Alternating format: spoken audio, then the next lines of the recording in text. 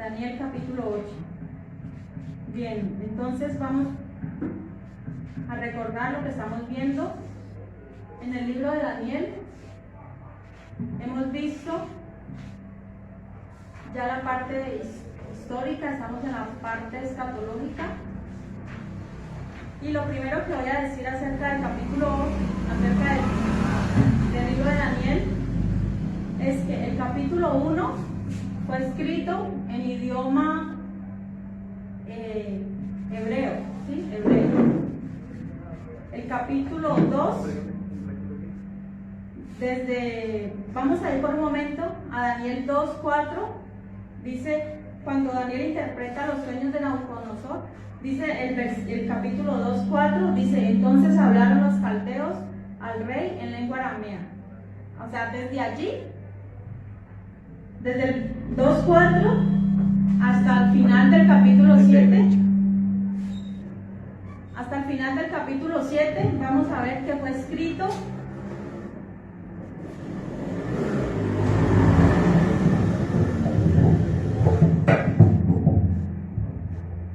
listo, del 2 al capítulo 7 está escrito también en arameo, y del 8 en adelante hasta el final está escrito nuevamente en hebreo. ¿Y por qué el cambio de hebreo a arameo, de arameo a hebreo? Porque el arameo era el idioma que hablaban los gentiles, ¿sí? El hebreo es el idioma que hablaban, hebreo lo hablaban los israelitas, los judíos, pero el arameo era la lengua hablada por los demás, o sea, por los gentiles. Entonces, lo que es concerniente a los gentiles está escrito en arameo, y lo que es concerniente al pueblo de Israel está escrito en hebreo. ¿Amén? ¿Comprendemos eso? O sea, la Biblia fue escrita, el libro de Daniel fue escrito en dos idiomas, en hebreo y en arameo. Hebreo es el idioma de los judíos.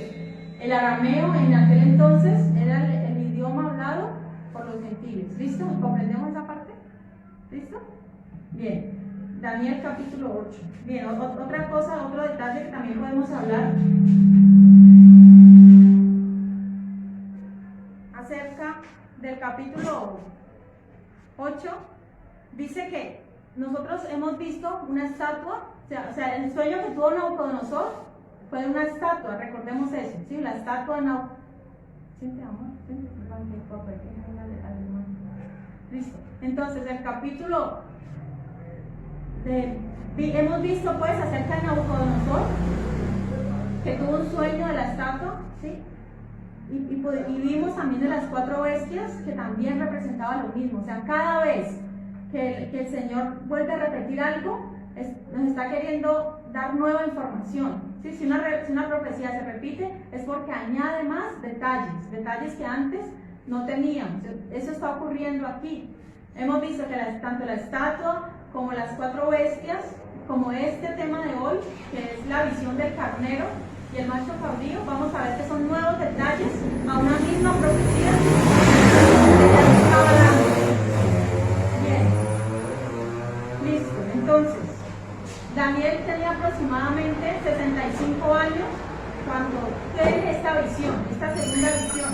Recordemos que él ya había tenido una primera visión, pero a través de un sueño. Aquí vamos a ver que nuevamente Daniel va a tener una visión. Ahora sí, capítulo Daniel 8:1, dice así: visión del carnero y el macho cabrío. En el año 3 del reinado del rey Belsasar, me apareció una visión a mí, Daniel, después de aquella que me había parecido antes. O sea, ¿qué nos está diciendo? Nos está mostrando el momento histórico en el cual estaba. Vemos que ¿quién estaba como rey? Belsasar. Si nos acordamos, Belsasar estaba reinando junto con su padre en corregencia, ¿sí? Belsasar era el que estaba encargado allí en Babilonia. Pero entonces dice que tuvo una visión. Vemos que anteriormente había tenido una visión, pero a través de un sueño. Dios hablaba a través de sueños, a través de visiones, pero aquí vemos que es solamente una visión. Dice, ya habían transcurrido 2 años, ¿sí? Porque dice que fue en el año 3. En el capítulo 7 dice que fue en el año 1 del rey Belsasar. versículo 2 dice: vi en visión, y cuando la vi, yo estaba en Susa, que es la capital del reino, en la provincia de Elam. Vi pues la visión estando junto al río Ulai.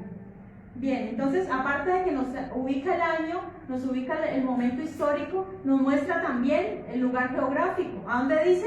Susa, la capital del reino. Pero pensemos en algo por un momento. Para este momento estamos en Babilonia.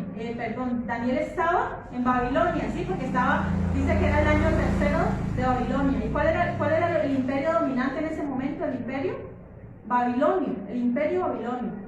¿Y cuál era la capital del imperio Babilonio?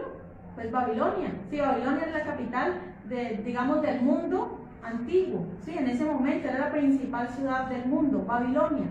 Pero aquí vemos que Daniel nos va a hablar se nos va a anticipar. Daniel es como una especie de viajero en el tiempo, porque nos muestra algo que va a suceder mucho más adelante. ¿Sí? Recordemos que la Biblia, nosotros siempre de pronto nos inquieta eso. El hombre siempre quiere viajar a través del tiempo, quiere de pronto inventarse una máquina que pueda ir al futuro, que pueda ir al pasado, ¿cierto? Pero aquí vemos que en la Biblia existieron estos hombres. Moisés fue uno de ellos. ¿Sí? Si recordamos, Moisés, Dios lo lleva, le muestra la creación, cómo fue todo. O sea que Moisés viajó al pasado. En cambio, el apóstol Juan lo lleva ¿a dónde?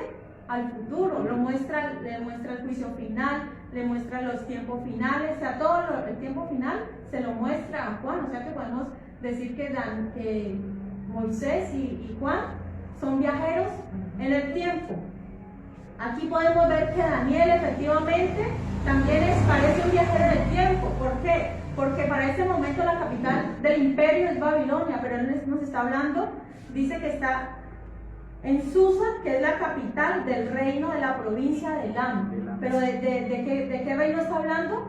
Del reino persia, del imperio persa. De eso nos está hablando, porque Susa más adelante se va a convertir en la capital del imperio persa. Bien, hoy en día Persia es Irán. Dice, ¿y a dónde más estaba?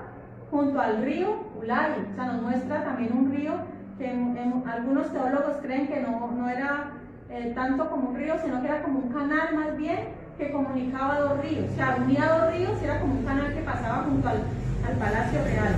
Dice el versículo 3: alcé los ojos y miré, y he aquí un carnero que estaba delante del río, y tenía dos cuernos, y aunque los cuernos eran altos, uno era más alto que el otro, y el más alto creció después. Bueno, aquí nos surge una pregunta. Dice que él vio en visión, pero la pregunta es: ¿Daniel estaba físicamente o estaba en espíritu en Susa? ¿Sí? Es una pregunta que de pronto nos podemos hacer. ¿Dónde estaba Daniel? Porque recordemos que al profeta Ezequiel, Dios también lo llevaba a Jerusalén en espíritu. ¿Sí? No era necesario que estuviera en cuerpo. Bueno, aquí parece ser que estaba físicamente en Susa. Pudo haber sido físicamente, pero también no descartamos la posibilidad de que también pudo haber sido en espíritu, ¿cierto? Pero la visión, eso sí fue en visión. Él fue trasladado a Susa y pudo haber sido en visión, porque recordemos que para ese momento Susa era una ciudad insignificante, ¿sí? No era la capital de ningún imperio todavía. Entonces, ¿qué fue lo que vio Daniel? Un carnero, ¿sí? Un carnero que dice que tenía dos cuernos, uno más pequeño y otro le fue creciendo más, ¿sí? Si recuerdan, si han sido juiciosos, han estado en estos temas de Daniel, hubo 4 bestias. Una de ellas era un oso, que dice la Biblia que se alzaba de un costado más que del otro. ¿Y qué quería decir eso? Que uno de los dos reinos era más poderoso. O sea, representaba la unión de dos países, dos imperios juntos, llamado el imperio medo-persa, pero uno de ellos era más fuerte que el otro. ¿Sí? ¿Cuál era el más fuerte? El imperio persa. ¿Sí? Los medos eran más débiles. ¿Por qué? Porque era el imperio persa. ¿Por qué fue más fuerte? Pues porque tenía más gente, más poderoso su ejército, más conquistas. ¿Sí? Ciro y su hijo conquistaron más territorios y ellos iban arrasando. O sea, así como los medo-persas se unieron y tuvieron esa alianza, Y así fue como derrotaron a los babilonios, ¿sí? Recordemos que una noche estaban en Babilonia tomando trago, ¿sí? ¿Quiénes estaban? Estaban todos los príncipes, las mujeres y Belsasar, estaban todos ahí reunidos en orgías, en fiestas, en bacanales. Cuando les llegó Ciro y los tomó, no tuvieron que, o sea, Babilonia no puso resistencia para nada. Eso fue muy fácil para Ciro conquistar a Babilonia. Y así la conquistó. Ellos iban así todo, Egipto, todos los países que más podían, los iban conquistando. Así es como dice la Biblia, que fueron creciendo. Bien, dice versículo 4. Además ese carnero también era el símbolo, era un emblema nacional de Persia, ¿sí? Dice que había monedas acuñadas con un símbolo de un carnero. Versículo 4 dice: vi que el carnero hería con los cuernos al poniente, al norte y al sur, y que ninguna bestia podía parar delante de él. Entonces, ¿qué es lo que está diciendo? Que ese carnero hería a todos. O sea, él se movía. ¿Y por qué no dice que hacia el oriente? Porque él estaba en el oriente. Él estaba en el oriente, pero se dirigía ¿hacia dónde? Hacia el occidente, hacia el norte, hacia el sur. O sea, hacia donde podía, se movía. O sea que el carnero era Persia y los dos cuernos eran Media y Persia. Uno que crecía más grande. Dice que ninguna bestia podía parar delante de él, ni había quien escapase de su poder, y hacía conforme a su voluntad y se engrandecía. O sea que este imperio fue creciendo y conquistó lo que más pudo. Versículo 5 dice: mientras yo consideraba esto, he aquí un macho cabrío venía del lado poniente sobre la faz de toda la tierra. Aparte del carnero, ¿qué apareció? Un macho cabrío. Dice que venía del lado poniente sobre la faz de toda la tierra sin tocar la tierra, y aquel macho cabrío tenía un cuerno notable entre sus ojos. O sea que era un poco extraño, ¿no? Un macho cabrío que solamente tenía un cuerno, o sea que parecía más bien un unicornio, ¿cierto? Que tenía como un solo cuerno al frente, ¿cierto? Y dice, versículo 6: y vino hasta el carnero de dos cuernos que yo había visto en la ribera del río, y corrió contra él con la furia de su fuerza. Y lo vi que llegó junto al carnero y se levantó contra él y lo hirió y le quebró sus dos cuernos, y el carnero no tenía fuerzas para pararse delante de él. Lo derribó por tanto en tierra y lo pisoteó, y no hubo quien librase al carnero de su poder. Entonces vemos que este macho cabrío dice que no tocaba la tierra, sino que iba como volando. Si recordamos al leopardo de las 4 bestias, tenía alas. O sea que eso quiere decir la rapidez con la que iba conquistando todo el territorio. Entonces aquí se refiere a lo mismo, se refiere a Grecia. Grecia es ese macho cabrío, y dice que ese cuerno notable era un hombre. ¿Y quién fue el más representativo de Grecia? Alejandro el Grande. Dice que Alejandro el Grande conquistó todo el mundo conocido. Conquistó Babilonia, conquistó Medo-Persa, la India, Egipto, todas esas, África del Norte, todas estas regiones, bueno, o sea, todo lo que se podía conquistar, él lo conquistó, y rápidamente. Solamente tenía 33 años cuando ya había terminado todas sus conquistas, o sea, muy joven. Y dice los historiadores que cuando ya terminó y no había más que conquistar, él se ponía a llorar de tristeza porque no podía seguir conquistando, ¿sí? ¿Y por qué este Alejandro creció tanto? Bueno, él tenía su padre Filipo y su madre Olimpa, que ellos dos le decían: usted va a ser fuerte. Era un victorioso, un militar, ¿sí? Su padre. Este hombre, entre los dos le dijeron que él era descendiente de Hércules, ¿sí? El fuerte. Entonces el joven creció pues creyéndose realmente que era descendiente, se creía hijo de los dioses, y realmente le funcionó porque pudo conquistar rápidamente todo, ¿sí? Todo. Él no quiso, los reyes de Medo-Persa quisieron negociar con él, ¿sí? Pero él dijo, no, yo no quiero negociar, yo quiero todo, y así fue como los derrotó. Entonces este es Alejandro el Grande, ¿no? El grande según este mundo. ¿Por qué? Por sus conquistas, por todo lo que hizo, y a su corta edad logró conquistar todo eso. ¿Pero qué pasó? No logró conquistarse a sí mismo. ¿Por qué? Porque una noche, tal vez en una de sus borracheras, dice que le dieron fiebre muy fuerte y murió. O sea, su muerte fue extraña, no se sabe con certeza de qué murió, si por digamos un envenenamiento por alcohol o otras cosas, una enfermedad muy infecciosa, o sea, no se sabe exactamente de qué murió. Lo cierto fue que fue por la inmoralidad, ¿sí? Porque eso es lo que el alcohol ha llevado a... Miren, todos los grandes imperios se han destruido por el alcohol. En realidad ha sido así, por la inmoralidad, por la promiscuidad. O sea, todo esto ha traído la derrota, la caída de estos grandes imperios. Y así pasó con Grecia. Entonces vemos que este macho cabrío dice que derrotó a ese carnero. ¿Y quién es el carnero? Persia, ¿cierto? Medo-Persia lo derrotó, y ese carnero no tuvo fuerzas para levantarse y lo pisoteó. Y eso fue lo que hizo Grecia con su oponente. Bien, entonces estamos en el versículo 8, dice: y el macho cabrío se engrandeció sobremanera, pero estando en su mayor fuerza, aquel gran cuerno fue quebrado, y en su lugar salieron otros 4 cuernos notables hacia los 4 vientos del cielo. Entonces este macho cabrío se engrandeció tanto, y dice que estando en su mayor fuerza.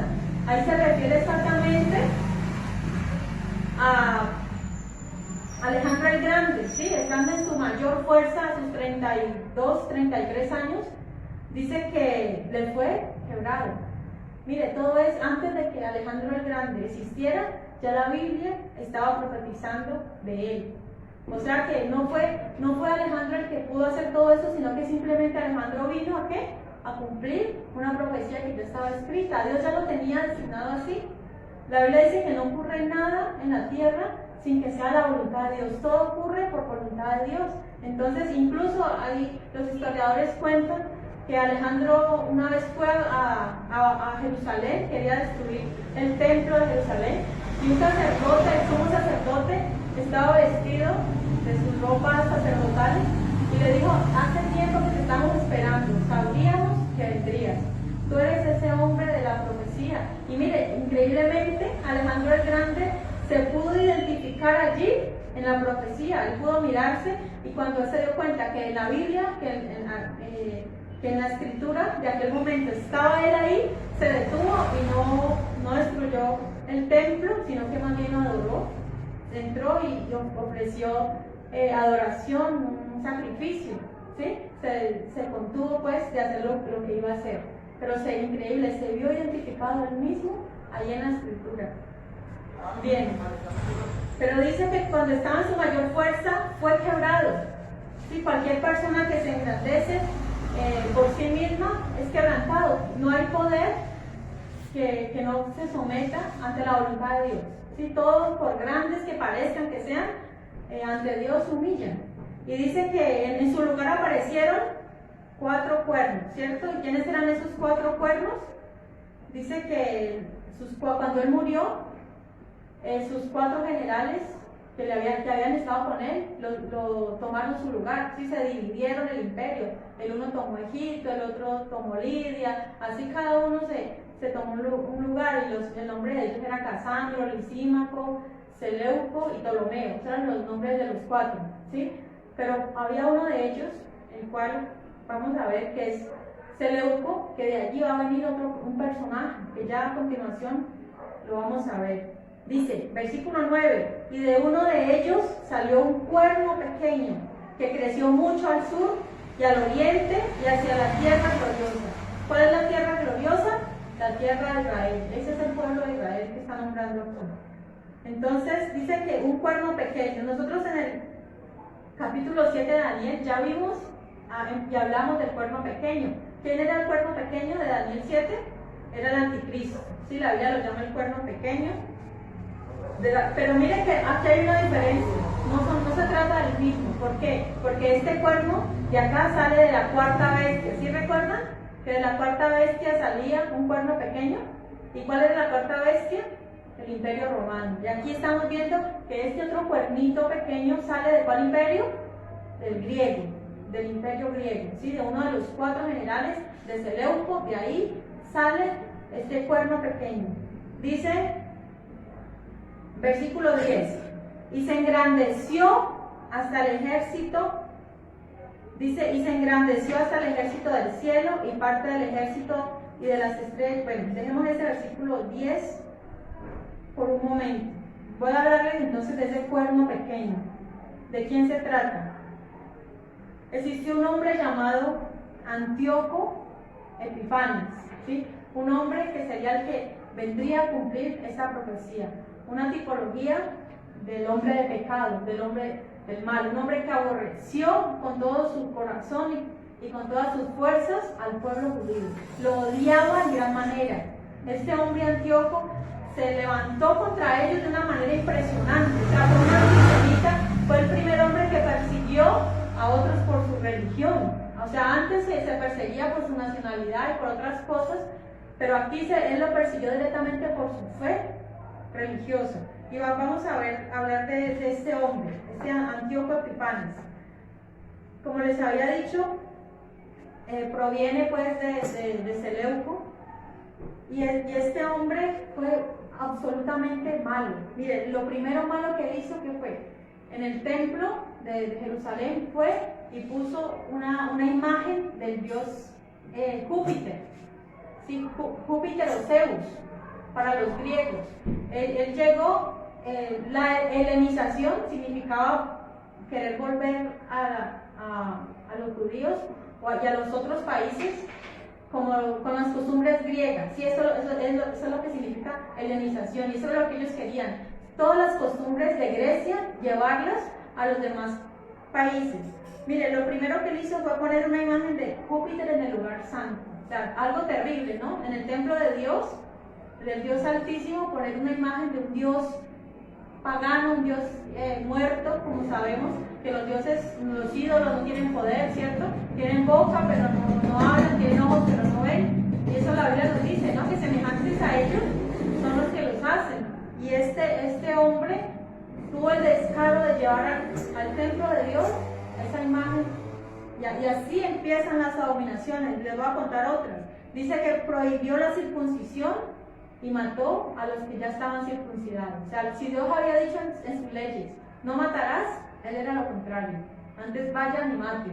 Si él había dicho, lean las escrituras, él que dijo, no prohibió leer la Torá, lo que existía, los libros de la ley. Para ese momento existían todos el Pentateuco, ¿cierto? Que eran los libros de la ley. Y la Biblia dice que era un mandato de Dios que todos ellos leyeran, que meditaran de día y de noche en la palabra de Dios. Ese era el deber de ellos, de los judíos. Ellos dicen que por la mañana, por la tarde, cuando te levantes, cuando vayas, en todo momento debían estar meditando en la palabra de Dios.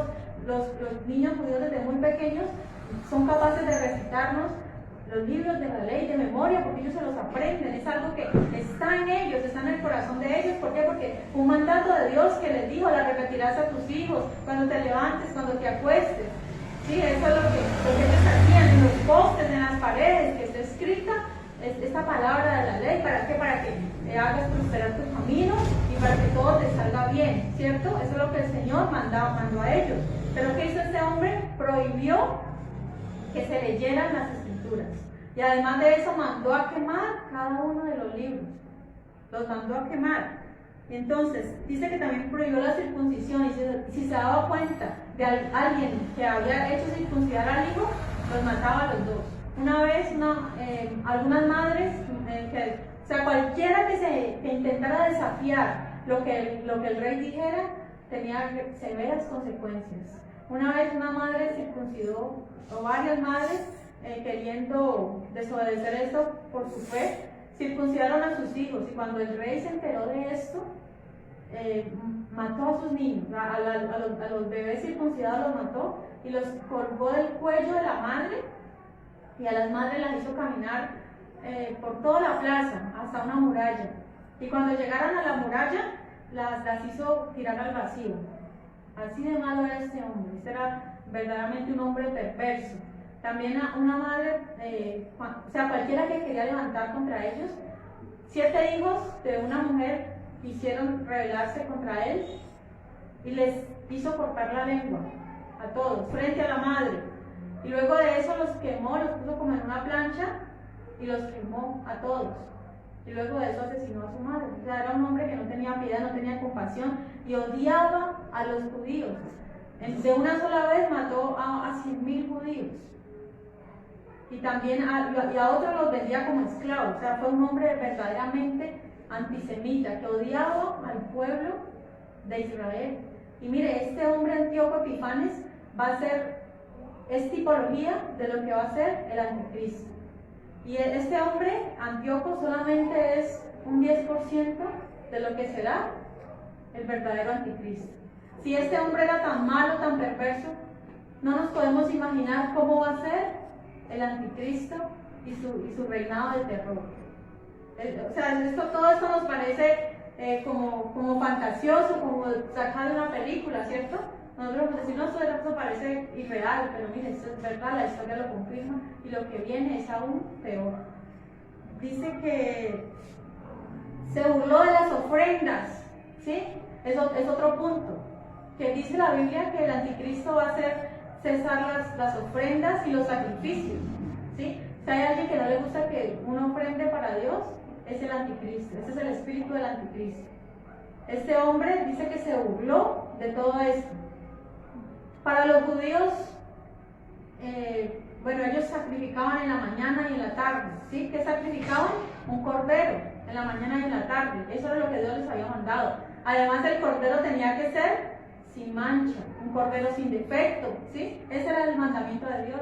Y este hombre se atrevió a ofrecer una cerda, un animal inmundo, el animal más inmundo para los judíos, y lo fue a sacrificar en el altar de Dios y roció la sangre, la roció en el altar. O sea, profanó el lugar santo de una manera increíble. Se atrevió, verdaderamente, se atrevió demasiado este hombre. Y era tan terrible que los judíos le pusieron como sobrenombre Antíoco Epímanes, que Epímanes significa loco, o sea que fue tildado de loco. Pero yo digo que más que loco, era un psicópata, ¿cierto? Más que loco era alguien realmente salido de casillas, y alguien malo, alguien sanguinario, alguien terrible, que hacía daño. Dice que su furia era contra Jerusalén, cuando algo no le salía bien, cuando no podía hacer una conquista. Dice que se arremetía contra los judíos y una vez quiso destruir a Jerusalén, quiso acabar y quiso convertirla en una tumba. Llegó el momento en que Dios no aguantó más, digamos tanto, y ya vamos a ver la muerte tan terrible que recibió este hombre. Dice que saqueó a Jerusalén, que se llevó al altar de oro del incienso, sí, se lo llevó, el altar de oro que estaba donde adoraban los judíos. Dice que quiso acabar la religión judía y que fuera sustituida por la filosofía y las creencias griegas. Eso es lo que él quiso hacer este hombre este hombre Epifanes, ¿sí? ¿Qué quiso hacer?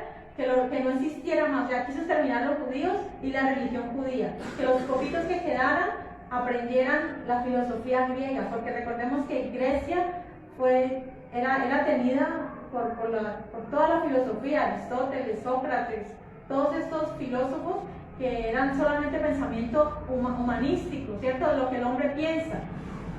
Y el apóstol Pablo nos dice que no se deben engañar por huecas filosofías, ¿cierto? El apóstol Pablo ya lo advierte. ¿Por qué? Porque el apóstol Pablo vivió todo eso. Sabía que en esos tiempos estaba la filosofía de una manera impresionante.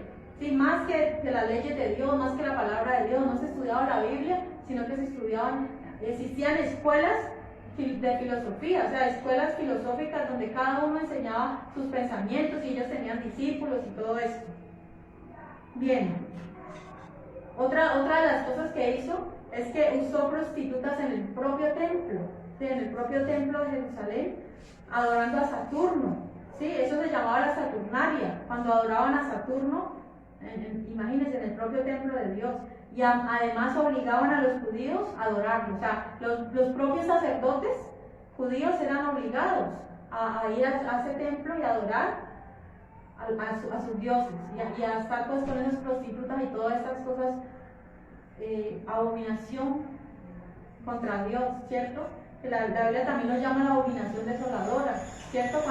Cuando se sustituye las cosas de Dios, lo que es santo, cuando es profanado, ¿cierto? Cuando es tomado por el mismo diablo, porque ¿quién hace tanto mal y tanto daño? Sino el espíritu del mal, el espíritu de Satanás que estaba en este hombre. Una persona de por sí sola no puede hacer tanto mal. Una persona que asesina, que hace tanto daño, que violan a sus propios hijos y cosas así, tiene que estar poseído por el mismo espíritu inmundo, legiones y legiones de demonios para poder hacer todo eso. Porque una persona normal no hace tanto mal. Bien, entonces, todo esto, ya todas estas cosas y muchas más. Y todo esto está registrado. O sea, estas cosas que les estoy hablando están escritas en un libro, en el libro llamado Macabeos, ¿sí? No está en nuestra Biblia, digámoslo así. Bueno, la Biblia es una sola, ¿cierto?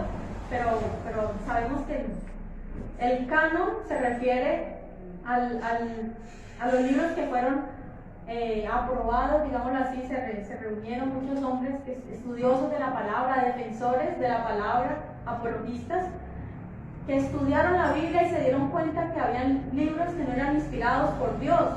Entonces esos libros fueron sacados, no fueron incluidos, ¿sí? Libros como de estos que les estoy hablando, el libro de Macabeos, el libro de Enoch y otros, Baruch, o sea, muchos otros libros que no fueron incluidos porque no eran inspirados por Dios.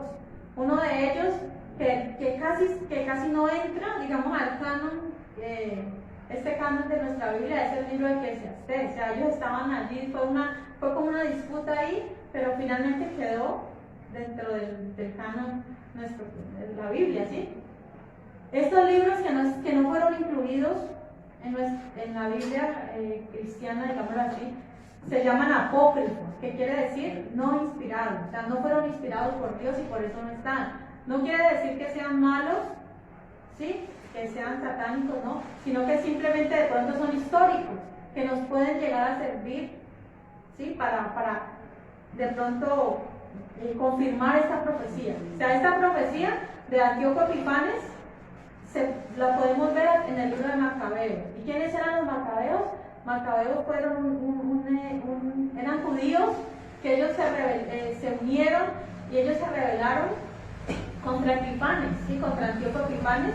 Ellos fueron como un grupo de liberación contra ellos, y al final ellos salieron vencedores, ¿sí? Habían hombres valientes que lucharon pues para derrotar a este hombre, pero ellos salieron vencedores. Entonces ya sabemos quiénes eran los Macabeos. Lo vuelvo a repetir, a ver. Los Macabeos, movimiento judío de liberación que luchó y consiguió la independencia de Antíoco Epifanes. Son considerados héroes nacionales del pueblo de Israel en la fiesta de la dedicación o Hanukkah, porque el altar tuvo que ser desmontado y construido de nuevo y rededicado. Al ver los judíos de que su altar había sido profanado, de que ahí habían sacrificado una cerda y todo lo que habían hecho, ¿qué les tocó hacer? Desmontar todo. O sea, ellos llegaron a cambiar todo, mejor dicho. Hicieron un nuevo altar y a eso le llamaron la fiesta del Hanukkah, ¿sí? Que significa la dedicación. O sea, nuevamente están dedicando el templo a Dios, ¿sí? Así como lo habían hecho con el templo de Salomón. Nuevamente lo reconstruyen toda esa parte que fue pues profanada, y así se llama esta fiesta. Mire, cuando los diferentes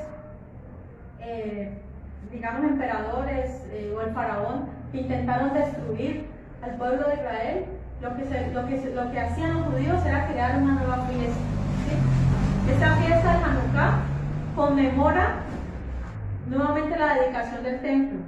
Hay otra fiesta que es la de Purim, que recordemos que cuando Esther y Amán, o sea, esa historia allí que también ocurre en Susa, que precisamente la capital del reino, nos dice en el libro de Esther, cuando Amán mandó a matar a todos los judíos. ¿Sí recuerdan eso? Recuerden, o sea, los que leemos la Biblia sabemos eso, ¿cierto? Que una vez Amán fue un hombre envidioso de Mardoqueo, y bueno, que él quiso pues que los judíos fueran exterminados, sí, porque había mucha gente que odiaba al pueblo de Israel. ¿Y qué pasó? Lo que ellos hicieron fue que el rey Asuero no pudo hacer nada para abrogar el edicto que ya había salido, pero lo que pudo hacer fuera que se defendieran los judíos, o sea, que salieran ese día y mataran a todos sus enemigos. Y eso fue lo que hicieron. Y desde ahí se celebra la fiesta del Purim. ¿Sí? Cuando los judíos vencen, mejor dicho. Y la otra fiesta es la Pascua. Si recordamos al faraón, que el faraón quiso perseguir al pueblo de Israel, ¿y qué consiguieron? O sea, el faraón quedan enterrados, ¿cierto? En el mar, se ahogan todos, y el pueblo de Israel sale en victoria, ellos celebran la Pascua. Entonces cada fiesta, de estas fiestas vemos que cada que el pueblo de Israel quería ser exterminado, Dios lo levanta en victoria y ponen una fiesta, ¿sí? Se conmemoran, para ellos todavía las conmemoran y son muy importantes para ellos.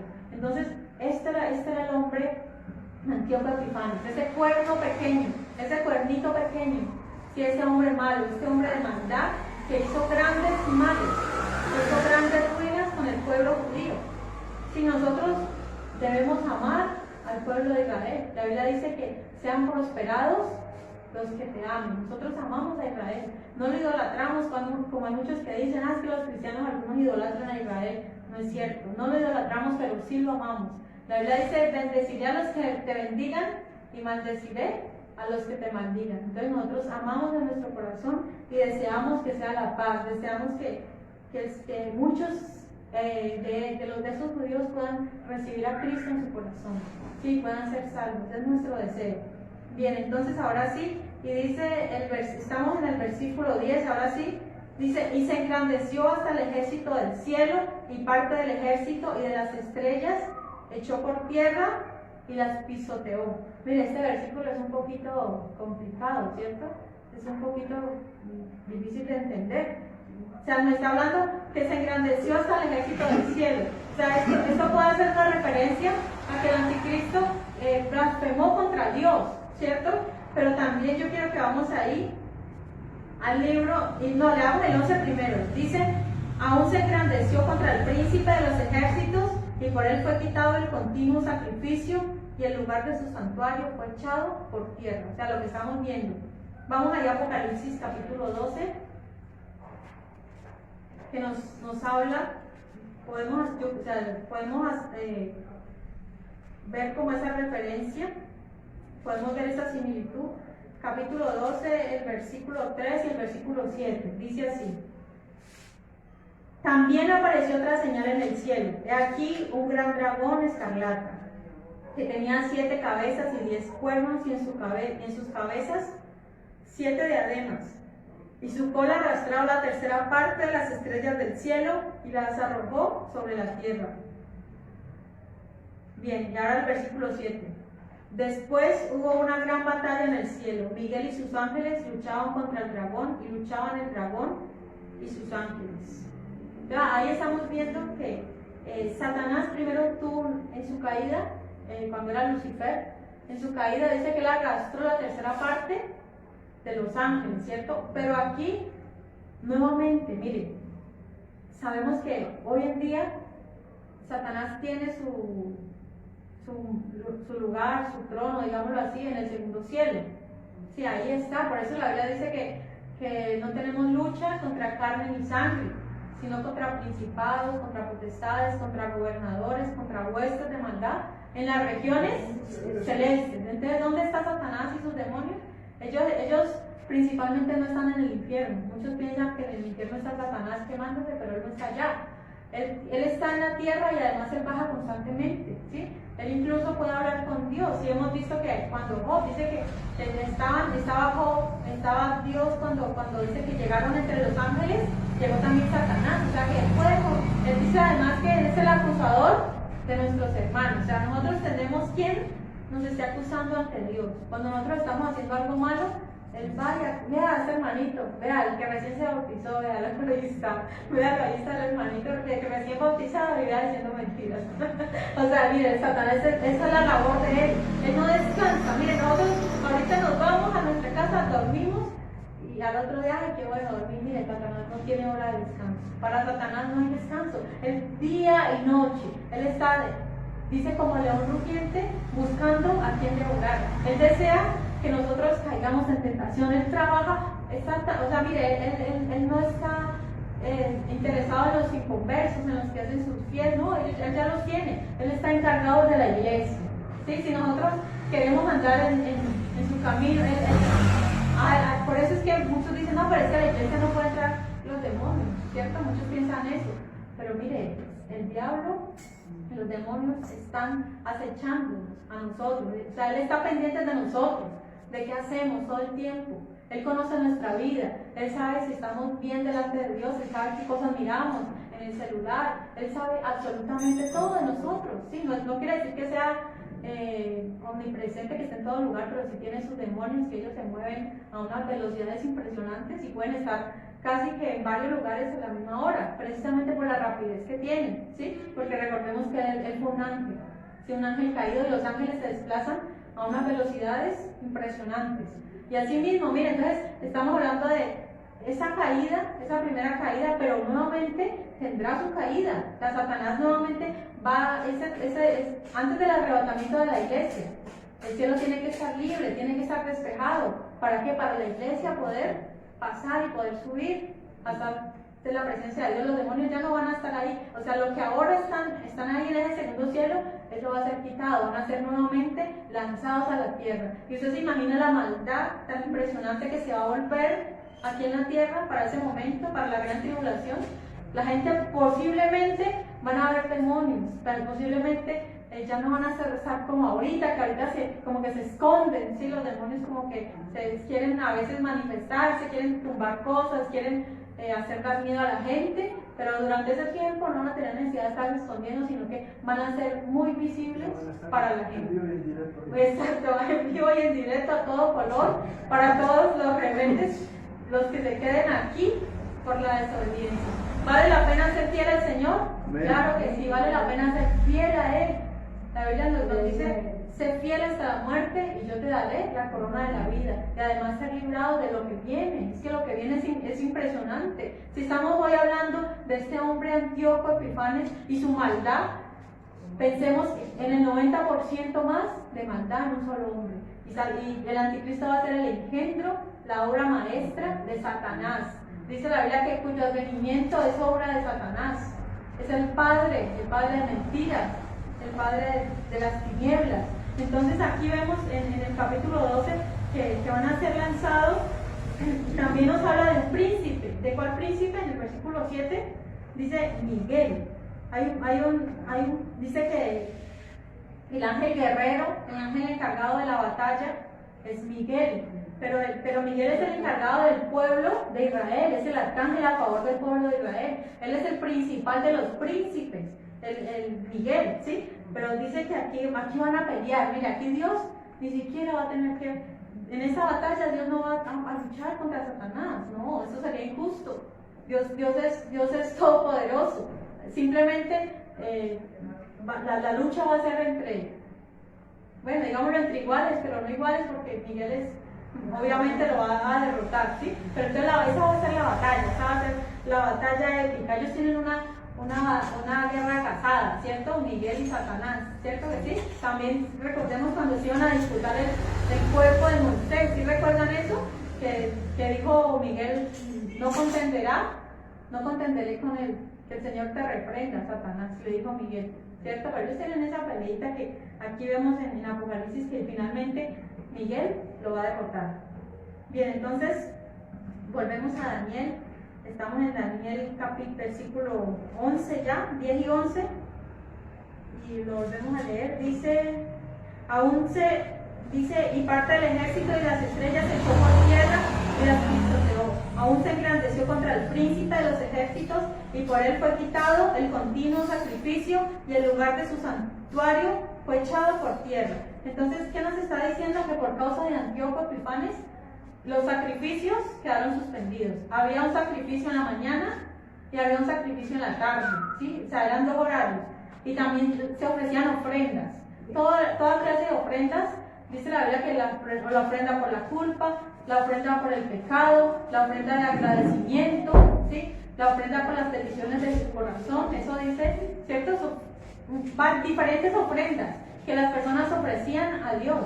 Pero dice que este hombre hizo cesar eso. Claro, al profanar el templo, todo eso quedó parado, ¿cierto? Pero mire, hubo algo que no pudo hacer este hombre. Si recordemos, pensemos por un momento en lo que era el templo. Estaba primeramente, bueno, habían altares, estaba el altar de bronce, estaba el altar de lavado, donde se lavaban primeramente, donde estaban, bueno, el lugar santo, el lugar santísimo, ¿sí? Estaba el arca del pacto, que estaban ahí en ese lugar santísimo. Sí, recordamos el arca del pacto. El arca del pacto tenía 3 elementos, uno de ellos era la vara de Aarón, que reverdenció los 10 mandamientos, y el maná, ¿cierto? Un poquito del maná que fue guardado allí. Ese era el lugar, el arca del pacto. Bien, pero él hizo cesar todo eso, o sea, separó, mejor dicho, la obra ahí. Pero había, si recordamos, también había un candelabro. Había un candelabro que constantemente estaba ardiendo. Sí, ese fue el mandato que Dios le dio a Moisés, que estuviera ardiendo constantemente con aceite de olivas, aceite puro de olivas. No era otro aceite. Las olivas las machacaban y de ahí salía el aceite, y ese aceite hacía que el candelabro de los 7 brazos permaneciera continuamente ardiendo. Mire, el Antíoco Epifanes no pudo hacer que se apagara ese candelabro, eso no lo pudo hacer él. Pero vamos a ver más adelante que el anticristo sí va a poder hacer parar nuevamente los sacrificios, parar nuevamente las ofrendas, y también va a hacer que se apague también el candelabro. Increíble. O sea, toda la maldad va a residir en un solo hombre, llamado el anticristo, ¿sí? Bien, entonces estamos en el versículo 12. Dice, por su culpa fue echado el sacrificio, y el lugar de su santuario fue echado por tierra. Claro, luego de que lo profanó, pues les tocó derribarlo. Versículo 12. Y a causa de la prevaricación le fue entregado el ejército junto con el continuo sacrificio, y echó por tierra la verdad, e hizo cuanto quiso y prosperó. Entonces mire que este hombre no solamente logró hacer que separaran los sacrificios, sino que echó por tierra la verdad, todo lo que Dios había establecido. Sí, todo lo que la ley de Dios, la palabra de Dios es la verdad, ¿cierto? La profanó de una manera increíble todo lo santo. Dice, hizo todo cuanto quiso y prosperó. O sea, fue engrandecido mientras pudo. Bien. Mire, ahora sí hablemos de la muerte de este hombre.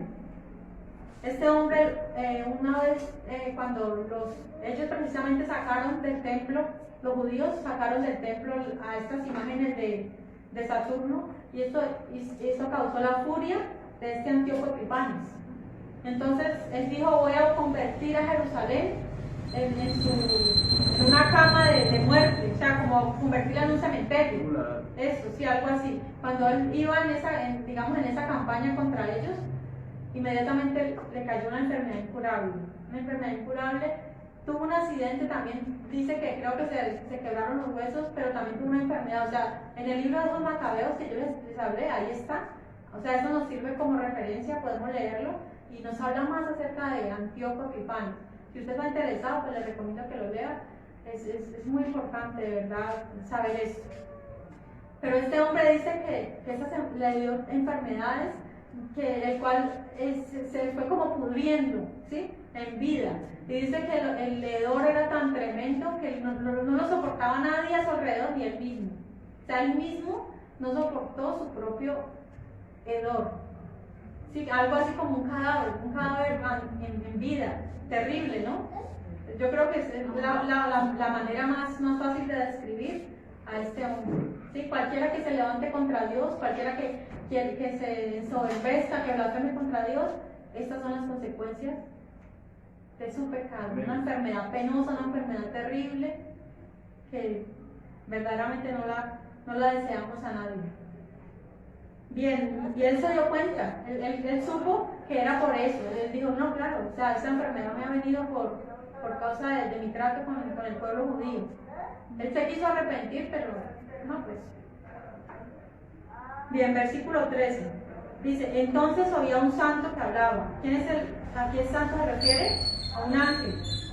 Y otro de los santos preguntó a aquel que hablaba, ¿hasta cuándo durará la visión del continuo sacrificio y la prevaricación asoladora, entregando el santuario y el ejército para ser pisoteados? Y él dijo, hasta 2300 tardes y mañanas, luego el santuario será purificado. Bueno, entonces, prácticamente hasta allí, dice que cuánto tiempo va a durar todo esto, el continuo sacrificio, o sea, cuándo va a ser restaurado todo. Pero aquí bueno, aquí nos habla, si hacemos las cuentas, más o menos estos son como 6 años, un poquito más, sí, esas 2300 tardes y mañanas, más o menos 6 años, contados pues mañana como un día y tarde como otro día, ¿sí? O si no, más o menos 3 años y medio, o sea que puede ser el tiempo, o sea, este tiempo coincide con el anticristo, o sea, lo que el Señor nos está diciendo, que o sea, vamos a ver hasta aquí, por hoy, hasta el versículo 14, en adelante, en el versículo 15 hasta el 27 nos dice lo que significa la visión, pero ya hemos, o sea, para este momento, ya más o menos ya sabemos lo que significa la visión, ¿sí? Porque a medida que la fue teniendo la visión, yo les iba explicando, pero dentro de 8 días, si Dios lo permite, vamos a ver que no solamente se trata de Antíoco Epifanes, sino que vamos a ver que Antíoco Epifanes es una tipología del anticristo. O sea, entonces vamos a hablar de él. Vamos a hablar nuevamente del anticristo, porque como les había dicho antes, si hay un libro que nos habla del anticristo, es el libro de Daniel, ¿sí? Y a Daniel le sorprendía pues todo esto, todo este hombre, dice la Biblia al final que Daniel se enfermó, o sea, con esta visión este hombre, tanta maldad, Daniel se enfermó, pero luego se levantó y continuó al frente de los asuntos del rey, ¿no? Porque recordemos que Daniel trabajaba al servicio, en este caso era Belsasar, ¿no? Era Belsasar el que estaba como rey. Bien, amados hermanos, esta es la enseñanza. Yo espero que a ustedes les apasione tanto como a mí el estudio de la palabra de Dios. No hay nada más importante que leer verso a verso. O sea, a mí me gustaría, ojalá, dedicarle más tiempo a cada versículo, cada detalle de la Biblia, que nos habla de una capital, de Susa, que nos habla de un río, Ulay. Sí, o sea, chévere uno como transportarse a ese lugar, tener esa visión que tuvo Daniel, sí, ver ese carnero, ver ese macho cabrío, ver ese cuerno, o sea, ver todo eso que él vio y poder interpretarlo. Mire que Daniel, cuando Daniel entra, cuando están en la sala de Belsasar, Daniel ya estaba preparado. A Daniel no lo cogió de sorpresa. Que cuando lo llamaron, pues, cierto que creo que fue la reina madre la que lo mandó a llamar, ¿cierto? Le dijo a Belsasar, hay uno que puede interpretar. Daniel no estaba sorprendido, ¿no? Daniel ya sabía, ya tenía claro que seguía. Pronto se terminaría el imperio babilónico. Y mire que aquí en los dos carneros, el carnero y el macho cabrío ya no nombra a Babilonia. Ya Babilonia ya quedó atrás. Sin embargo, todavía era el imperio dominante en el momento. Entonces, Dios nos prepara también a nosotros.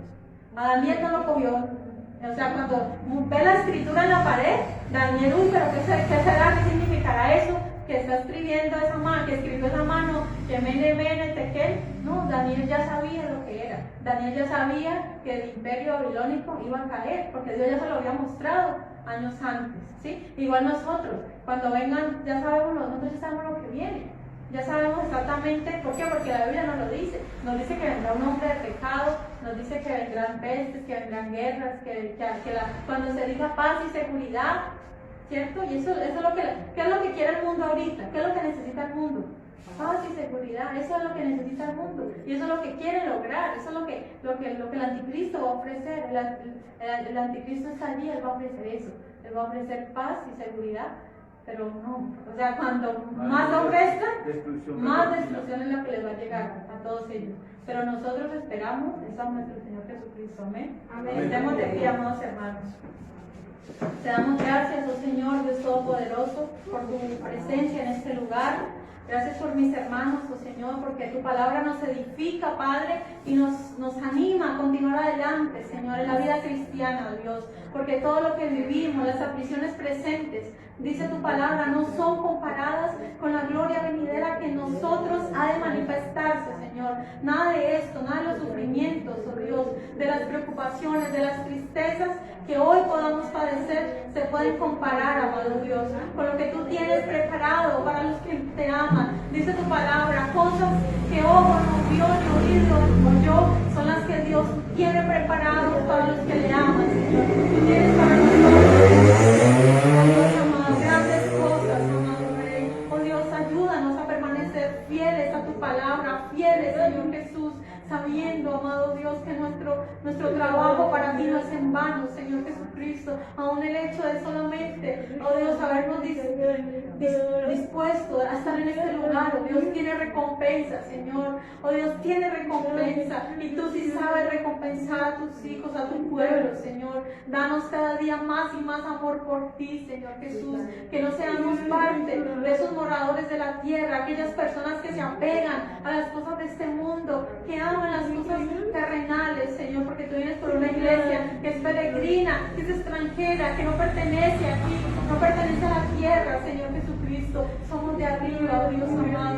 Oh Dios, así como Abraham tuvo esa fe en ti, Señor amado, esperó, dice, una ciudad, un lugar cuyo autor y constructor es Dios. Así como Abraham tuvo esa fe, esa esperanza, yo te pido que nosotros, Padre amado, cada uno de nosotros tengamos esa fe, esa esperanza en lo celestial, en lo eterno, oh Dios, no en lo que perece, sino en lo que permanece para siempre, Señor. Yo te pido que tú fortalezcas la fe, oh Dios, de cada uno de nosotros, Padre Santo, oh Dios, porque sabemos que el enemigo no descansa ni un minuto, Señor, sino que Él está como león rugiente, dice tu palabra, mirando a quien devorar, oh Dios. Pero hoy te pedimos de misericordia de nosotros, nuestras familias, Padre, que podamos permanecer firmes, oh Dios, en tu camino, en tu palabra, permanecer, porque no es del que empieza la carrera, es el que la termina, Señor, hasta el fin. Dice tu palabra, sé fiel hasta la muerte, y yo te daré la corona de la vida, Señor. Es necesario, Padre, serte fieles todos los días, Padre eterno, todos los días, venga lo que venga, Señor, amarte solo a ti, Señor Jesús, no mirando a los líderes, no mirando al pastor, oh Dios, porque todos tenemos errores, todos tenemos fallas, Padre Santo, pero queremos poner nuestra mirada en ti, Señor, porque es tu palabra, eres tú el autor y consumador de la fe, y en ti debemos poner nuestra confianza, nuestra esperanza, amado Dios. Toda la gloria sea para ti, Señor Jesucristo. Gracias, porque tú eres el que da sabiduría, tú eres el que nos levanta, el que nos anima, oh Dios, en tu palabra. Que hoy, oh Dios, salgamos fortalecidos de este lugar, Padre, sabiendo, amado Dios, que hay que vencer, Señor Jesús, al maligno, oh Dios amado, hay que vencer en la oración. Es necesario, Padre, para poder traspasar ese segundo cielo, Señor. Es necesario orar en el Espíritu, Padre, para que nuestra oración suba, oh Dios, y llegue hasta tu trono, oh Dios. Es necesario pasar esas barreras de los lugares celestes, Señor amado. Es necesario entrar, hacer contacto contigo, Padre, con nuestra oración sincera, Padre, con nuestra oración que se humilla, porque tu palabra dice, tu corazón contrito y humillado tú no desprecias, Padre, para poder que nuestra oración suba ante ti, Señor. Es necesario humillarnos, es necesario, Padre, reconocerte como el soberano del universo. Gracias te damos, toda la gloria sean para ti, en el nombre maravilloso de Jesús. Amén y amén. Gloria a Dios, amados hermanos. Les invitamos para que estemos todos estos días en oración, no desfallezcamos, porque sabemos que no es que le demos importancia al enemigo, no. La Biblia dice, el apóstol Pablo dijo que no ignoramos sus maquinaciones, y las maquinaciones de él son contra la iglesia, ¿sí? Son contra nosotros. Él ha puesto sus ojos en nosotros, pero mayor es el que está en nosotros que el que está en el mundo. Amén.